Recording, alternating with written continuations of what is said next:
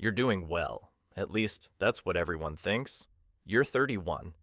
You make $82,000 a year. Your apartment looks good. Your car looks even better. Tonight you're on a rooftop with friends from college. One just bought a house. Another is showing photos from Europe. Then someone looks at you and says, "You're doing pretty well too." You smile. 20 minutes later, on the ride home, you open an app you've been avoiding for months. Net worth, negative $41,600. You stare at it. That number feels wrong. You earn good money. Your bills get paid. You haven't missed a payment. At home, you put everything on one screen. $5,050 comes in after taxes. $1,850 goes to rent. $742 goes to the car. $430 goes to insurance and fuel. $390 goes to student loans. $530 goes to credit cards. Then utilities, your phone, and subscriptions you barely use. Before groceries or dinner, $4,392 is gone. That's 87% of your paycheck. Then food, weekends, and random spending push you another $302 short. Every month, you're covering the gap with money you haven't earned yet, and there isn't much room left. The next morning, you open every account. The real accounts, not the app that makes everything look clean. You cancel $89 a month in subscriptions. Then you sell a watch, a jacket, and headphones you barely use. $515 comes back.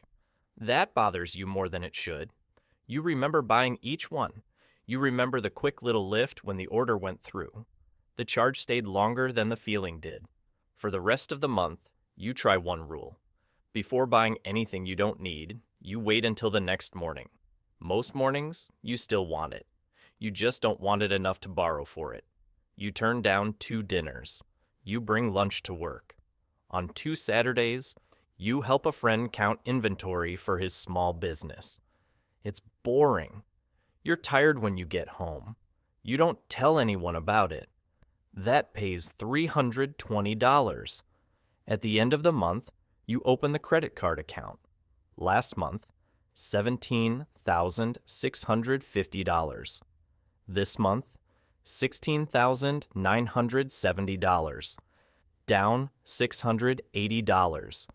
The balance is still awful. But this is the first month in almost 3 years where it didn't grow. For once, the month ends without stealing from the next one. Then your phone vibrates. Your old college roommate is getting married. The group chat is already full of flights, hotels, and plans for the bachelor weekend. You add it up. $2,600. There is no version of your new budget where that fits. You type, "I'm in." Then you delete it.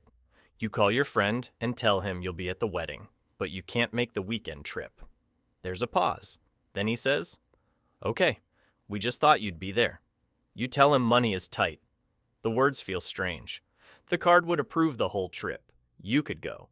You just can't go without making the next 6 months pay for it. So you take the cheapest flight, sleep on your cousin's couch, and wear the suit you already own. The wedding costs $620. You pay for it without adding anything to the card. It should feel like a win. Instead, it feels complicated. You kept a promise to yourself, but it made you look less generous, less spontaneous, maybe even less successful. On Monday morning, a small crowd is standing around a new car in the parking garage. Your coworker Daniel is beside it, smiling. Cream leather. One long screen across the dashboard. He opens the driver's door. It looks expensive, but it's really not. Then he says the number. Only $799 a month. And for the first time since you started fixing your money, you want the old life back. Your own lease has 10 months left. $742 every month. After insurance, fuel, and parking, the car cost you more than $1,100 a month. You've spent almost 3 years pretending only the payment counts. That afternoon, the dealership emails you. Upgrade early. They'll take your car back now. The newest model is available. Your payment would rise by only $57. $57 feels harmless. By 6 o'clock, you're sitting inside it. The salesman talks about the monthly payment, not the price. $799, 72 months. A little over 6% interest. He says your approval is strong. You've got good income. You picture yourself pulling into work, friends noticing, your parents seeing it in the driveway, nobody asking whether you're okay, because the car already answered the question. The salesman puts the contract in front of you. Then your phone lights up. Credit card balance, $16,970. You look down at another number on the contract, $57,528. That's 72 payments before insurance, fuel, or repairs. You take the contract home. It sits on the kitchen table all night. You don't sign it. You don't tear it up either. By morning, it still feels reasonable. That's what makes it dangerous. After work, you take it back. The salesman asks, "You sure?" You're not. You say yes anyway. For the next 10 months, every $742 payment feels like a countdown. You open a savings account and call it NextCar. Tax refund, bonus, extra money. It all goes there before you can spend it. When the lease ends, you buy a 7-year-old sedan for $8,200 after an inspection and some awkward negotiating. The screen is small. There's a scrape near the rear wheel.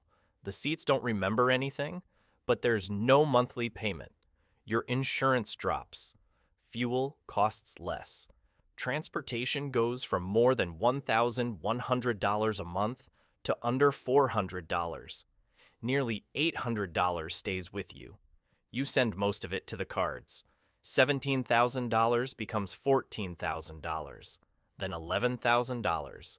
The first morning you drive the used sedan to work, you park farther from the entrance.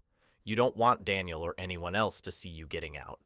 Then lunch comes, and you realize nobody noticed. You had been paying for an audience that was barely watching. 3 months later, an email arrives at 2:17 on a Thursday afternoon. Subject, Organizational Update. The important line says, "Positions will be eliminated. Your job is safe."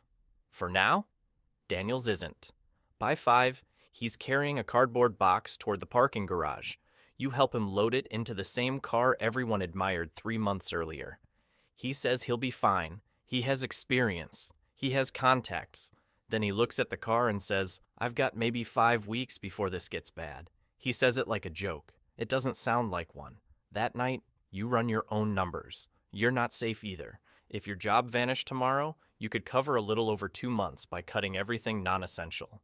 2 months isn't freedom. But a year ago, you barely had days. You look at the used car keys on the table. The same keys you felt embarrassed to carry into work. Now they look like nearly $800 that stays in your account every month. They look like time. The next morning, you rename the savings account. NextCar becomes 6 months. Then your manager gives you a raise. It adds $540 to your monthly take-home pay. By dinner, you have a luxury apartment open on your laptop. Floor-to-ceiling windows, new kitchen, rooftop lounge, downtown view. Rent is $650 more than you pay now. You tour it on Saturday. Standing by the window, you can already picture the first dinner, the first photo, the first person saying, "This place is incredible." At home, you write 2 lines. New apartment, $7,800 more each year. Current apartment, $7,800 toward the debt. You look around your place. The countertop is dated. The bedroom is small. The upstairs neighbor walks like he's moving furniture every night. There's nothing exciting about staying. That's why it's hard. You're choosing between a life that looks better now and one that might feel better later.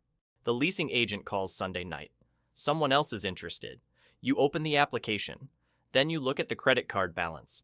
$11,400. A year ago, it was over $17,000. Nobody else can see the difference. You can? You close the application. For 2 days, you regret it. Then payday arrives. The extra money goes to the card. Below $11,000. Then $10,000. Then $6,000. then $3,000. 29 months after you first saw negative $41,600, you open the app again. Net worth? $0. You refresh it. The number stays there. The credit cards are gone. The student loan is still $26,000. Your emergency fund holds $7,900. Retirement is worth $12,600. The used car is worth about $5,500. $26,000 in assets. $26,000 owed. The two sides cancel each other out. That's all zero means, and it means everything. You're not rich. You're not financially independent. But the floor has stopped moving backward. A few months later, your emergency fund reaches 5 months and 19 days. That's when your manager asks you to close the door. 2 people left the team. They won't be replaced. Their work needs to be distributed, mostly to you. No new title. No real raise. He calls it an opportunity. Then he asks, "So, can I count on you?" 3 years ago, you would have said yes before he finished the sentence. You would have worked nights, skipped lunch, and told yourself it was temporary. You couldn't afford to disappoint anyone. This time, you ask whether the pay and title will change. He says maybe in 6 months. You feel the old answer rising. Say yes. Keep things easy. Don't become difficult. Then you think about 5 months and 19 days. Not enough to stop working, enough to breathe. You say, "I can help with the urgent work for a few weeks. I can't take both roles permanently without the title and pay changing." The room goes quiet. He tells you everyone needs to be flexible. You repeat the answer, calmly. The meeting ends politely, which somehow feels worse. That night, you update your resume. Most applications go nowhere. One company finally calls. The role is smaller. The title sounds less impressive. The salary is $4,000 lower. But the job ends at 5:30. No weekend messages. Better health insurance. Shorter commute.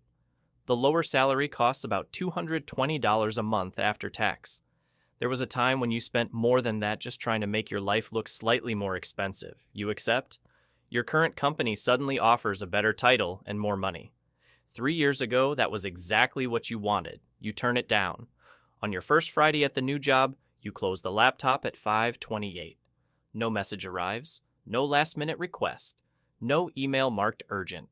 You drive home while it's still light. You make dinner. You call your mother. You sit on the couch without checking whether someone at work needs you. Nothing dramatic happens. That's the point. You expected freedom to feel like buying whatever you wanted. It feels more like 6:30 on a Friday night. Your phone is quiet. The next 2 days belong to you. The problem is, almost nobody can see that kind of progress. A new car photographs well. A larger apartment photographs well. A promotion comes with a title people understand. An evening that belongs to you doesn't show up in a photo. Over the next year, your friends' lives look bigger. Marcus buys a house. Another friend goes to Italy. Daniel finds another job and later buys another car. You're happy for them. Mostly. You don't know their numbers. Maybe they can afford all of it. This isn't a story where everyone who spends more than you is secretly broke, but comparison doesn't care about that. You still live in the same apartment. You still drive the sedan with the scrape beside the rear wheel. Your new job pays a little less. When people ask how work is going, you say, "Good." There's no impressive next sentence. Some nights, you open social media and wonder whether you went too far. Maybe everyone else is living while you're busy protecting yourself from things that might never happen. You don't always have a good answer. A safer decision doesn't feel right every day. Sometimes it just feels smaller. Then Friday comes. You close the laptop at 5:30. A repair bill shows up and you pay it without touching a credit card. The doubt gets quieter. It never disappears. 2 weeks before your 35th birthday, Marcus invites everyone back to the same rooftop. Same building. Same view. You go. The string lights are still there. The skyline looks the same. Everyone looks a little older. Marcus talks about the house. Someone shows photos from Portugal. Another friend just made director. Then Marcus asks, "You still have that car?" You laugh. "It still works." He shakes his head. "When are you finally going to upgrade?" 4 years ago, that question would have stayed with you for weeks. This time, you look over the edge of the roof at the sedan under a streetlight. The scrape is still there. "I'm good for now." And you are. Later, the same friend who told you, "You're doing pretty well too," pulls you aside. He says he thought you had everything figured out back then. The apartment, the car, the clothes. You looked way ahead of us. You tell him the truth. "I had more payments than money." He nods and looks around the rooftop. "Yeah, I get that." You wonder what his numbers look like. You don't ask. You stay another hour, then drive home with the windows slightly open. At a red light, a work email appears on your phone. You leave it unread. It can wait until Monday. When you reach the apartment, you sit in the car and open the same app. Net worth $38,400. Not a fortune. Not enough to retire. Not enough to impress anyone on that rooftop. Credit cards, $0.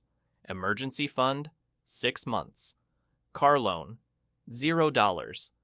The student loan is still there. Retirement is growing, slowly.